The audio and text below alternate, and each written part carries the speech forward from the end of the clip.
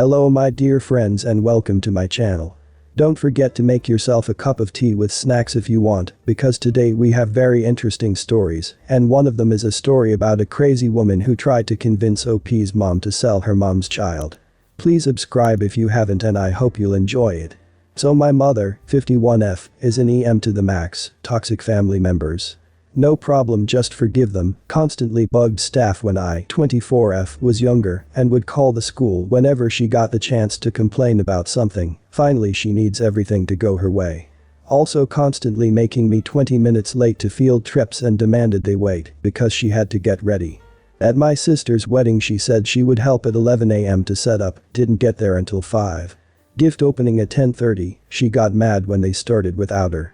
So yesterday she asked me, called my work number 4X, my boss. I don't know how she even got her number as she doesn't know where I work, 2X, and finally sent me a text message asking if I ever wanted a relationship with her. To which I responded with the following. Mom, I would love to have a relationship with you. However, some things have to change. I can't be answering these questions when you know I'm at work. You can't continue to gaslight me, because I want a relationship with my father. My dad is my dad, and just because he left you as a wife does not mean he left me as his daughter like you made me believe when I was younger. Which was completely wrong of you, to take your emotions and to put them on me. I got to read all the paperwork, I know both sides. Divorces of parents with kids are never one-sided. You can have a relationship with me when I hear an apology for the things ex-stepdad put our family through, including taking my door, letting stepbro get away with using my bras as his boy time rag, ex-stepdad, and you constantly making fun of me and my personal life, asking what I was wearing or if I had drank when I told both of you I was assaulted, and finally saying you're lying when I came out to you as bisexual. The teasing and the bullying has got to stop. That means all of it. You do not get to play the sympathy card if I react badly to years of that crap from my siblings that you also contributed to, stepdad, and yes, from you as well. That means no more making fun of me, my past, or my current partner. Including making fun of our relationship. You need to seek professional help for your narcissistic tendencies. I am under no obligation to keep my hair blonde, give you grandkids, or to not donate my eggs, to get a tattoo that I had no say in, or to visit you. You have no right to make me feel bad when I do things and you don't like them. I don't want to visit a toxic household when I know what will happen, so until you get professional help for your past I will see you on major holidays and special occasions. And now I finally have peace and quiet. Good for you, OP. I'm really proud of OP for setting a real boundary. I think OP gave her too much for the major holidays part, but that is OP's call. OP never picked up her bad habits such as her late coming, her narcissism, or her irresponsibility as an adult, and I think that's a miracle. I hope now OP lives an amazing life without the anchor she was holding her back. This is the most manipulative and ugly, literally ugly, classiest person I've ever met. I've worked in customer service and do politics in a totalitarian government, so it's safe to assume I've already seen the worst of the worst. She is married to my uncle. Let's call her Mary. Mary has pulled a lot of entitled stunts over the course of her life. I probably have over 100 stories that I can share that I know of. I don't talk to that part of the family because it's toxic as hell, but there are a few family gatherings in which we meet. One of those happened yesterday, and I got reminded of her golden traits, so thought you would enjoy raging with me. Her entitlement shown yesterday, as she tried to make herself the best friend of my current boss, who's married to my cousin, and he's filthy rich, brought a friend of hers who was supposed to be strictly quarantined because she is high risk, tried to outshine the 1-month-old baby who we were all there to meet with her already grown-up daughters who we've all met. Tried to become the host of the party in a house that wasn't hers, going as far as to search and serve food from the refrigerator that wasn't destined to the party servings, and to top it all off, we were also there to pray for my cousin's mother who died last week. I don't participate in Christian stuff, but she was my favorite aunt and like a second mother to me. So the moment of appreciation was very important to me, to my cousin, my other aunt, and Mary's husband, his sister. Turns out Mary decided that since we were there to remember the dead ones, it would be a nice thing to not only take the role of the main person leading the prayers, but to also include a picture, a big one, of her mother that she pulled out of her purse and put it in front of my aunt's picture, covering it almost completely. and start with a speech of how she missed her mother who died 10 years ago and literally just say a rip about my aunt's death. But I'm not here today to tell you that story, oh no, I was just venting. Since I have so much to tell and so little time, I figured it would be best if I started with the oldest tale I know of. The time she asked my mom to sell her my brother while she was 4 months pregnant. Good old Mary is infertile. She has 2 daughters, one was conceived in vitro and then introduced into her womb. The other one popped out of nowhere. Literally. We suspect she bought it out from someone, since she has a record of trying this, but whatever. Before having her first daughter, when I was around 10 years old, my mom broke the news to the family that she was pregnant. Yay. Mary wasn't happy with this because she, as of then, had been trying for years with her husband and wasn't able to get pregnant. She always had this sort of competition with my mom and with everyone because she has this need of being the best one in everything. She must have the most money, have the expensivest clothes, being more successful in her career, having the happiest marriage, going to the most exotic places, but she wasn't the best. She was the only one with no children out of the 7 siblings of the family, my aunts and uncles, and she was also one of the oldest wives. So imagine her jealousy when the youngest one, directly below her husband, was going to have her second child while her and her husband were still child-free. The horror, her status. So, she put my mother aside one day and told her, you know it isn't fair that you get pregnant before us, it wasn't fair for you to have Op before your brother, since he's older than you, but whatever, it can't be helped if Op was a broken rubber or something. But you know we've been trying for years now, and we're just exhausted. And we're not comfortable with trying those artificial methods, nor having a baby without our blood. So, since you're family, and we know you are not in a financial position to take care of another baby right now, what would you say if I offered to pay for everything pregnancy related, and after the baby is born I would pay you amount for keeping it as your brother's and I's baby? Of course my mom said no. She told me roughly how the proposition went years later, but only because I was the one that found out why she was so pushy about buying my brother, because this wasn't just a one-time thing, no, she tried constantly to convince my parents to sell them my brother throughout the next 5 months, and even for some months after he was born. You see, my father is a son of immigrants. He has European bloodline and is very handsome. Mary also has a need of proving to everyone that she has royal blood and aesthetics are everything to her. Hence the need to show herself as the best of the best in every aspect of her life. And she will not hesitate to do anything to achieve her goal of being the perfect woman with a perfect life. This includes pretending she has white genes. She doesn't. We live in a very heavily mixed race country. She was born in one of the least developed states, in a humble family, in a small town, with only town people that have been working under the sun for generations, so all of them have dark skin. She married my uncle, who comes from a family that has lived on an island for generations, and who is also the most dark-skinned one of all of the siblings. There is no way she is going to have a baby who is white. But, my mom is one of the most light-skinned between her siblings. And she married my dad, who has Italian and Polish genes. And I was born with very pale skin and smooth hair. Mary's and her husband's hair are what we describe as bad hair, not in an offensive way, but that's how it's called here. It's basically super twisted and thick hair. There was a big chance my brother was going to be born European looking.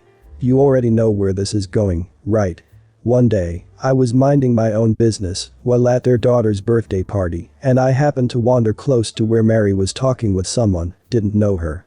And I heard how she openly complained about her daughter and how she wished she managed to convince my mom and dad to just give her their baby because having their son would have solved all of her problems. It is so hard to move up the stairs of society when you have such family, and not only that, but having an ugly daughter isn't going to help either. There's no way she will marry a rich man. How is she supposed to pay her retirement? There was more said, but I can't remember it all. And yes, my uncle approves of her behavior and patronizes it. They, 2 dark-skinned people, believe in white supremacy. Oh, by the way, forgot to mention that the daughter, that popped out of nowhere one day, is white. And looks nothing like Mary nor her husband.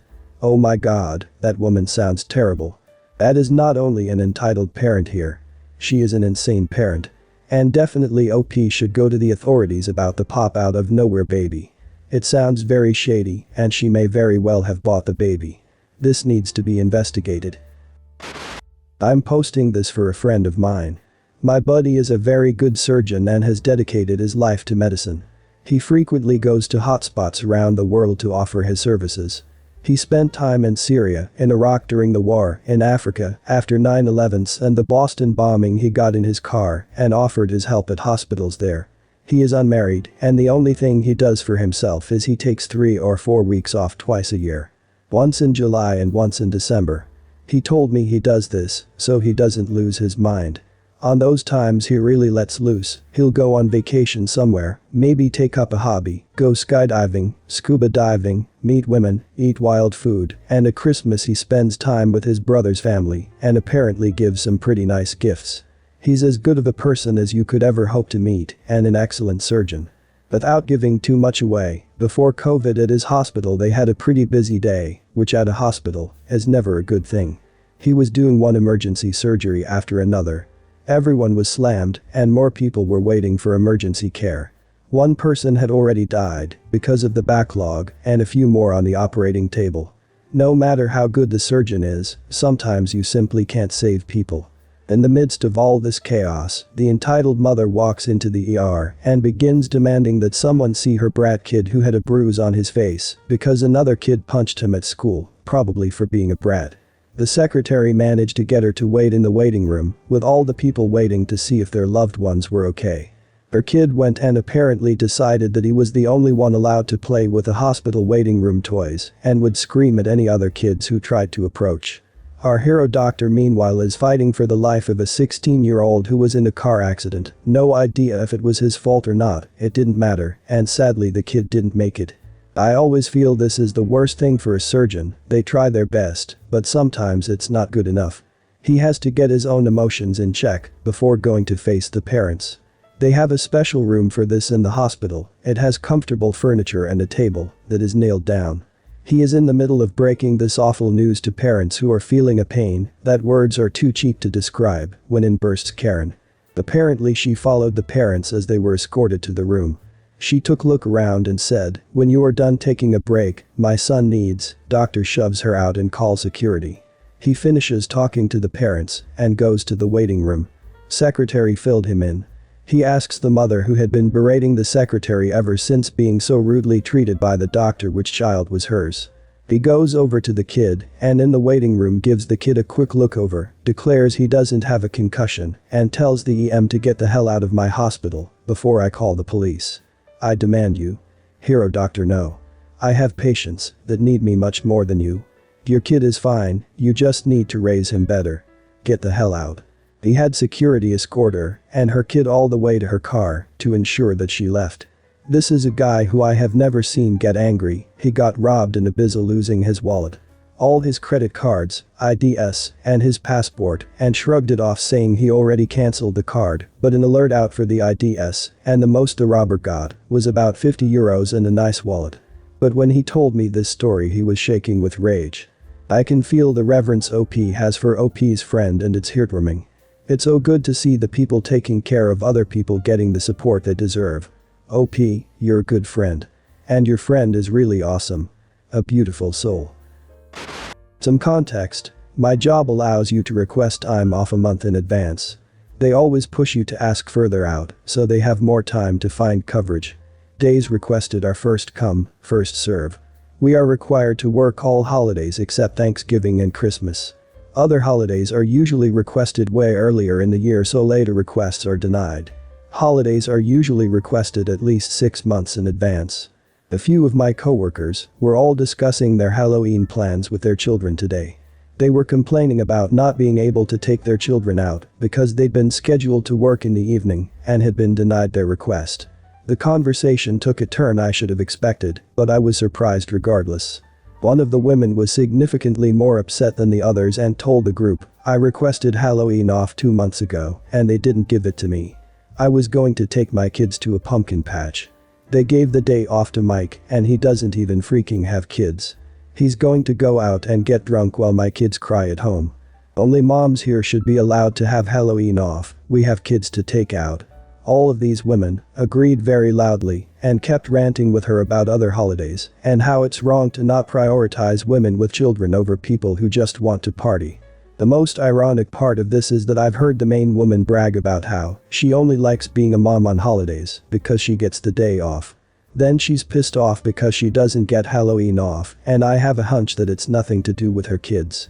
I guess you don't get to enjoy holidays if you don't have children. Oh, I see. That's a really funny thing to hear from that woman. She's pretending she's worrying her kids didn't have their holiday, while all she's thinking about is her day off she could get. Why did she become a parent in the first place? I bet it's only to have some benefits out of it. Well guys, that's it for today.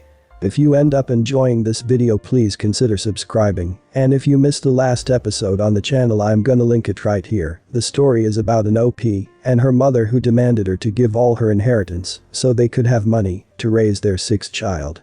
Check this out if you haven't, and I'll see you in my next video.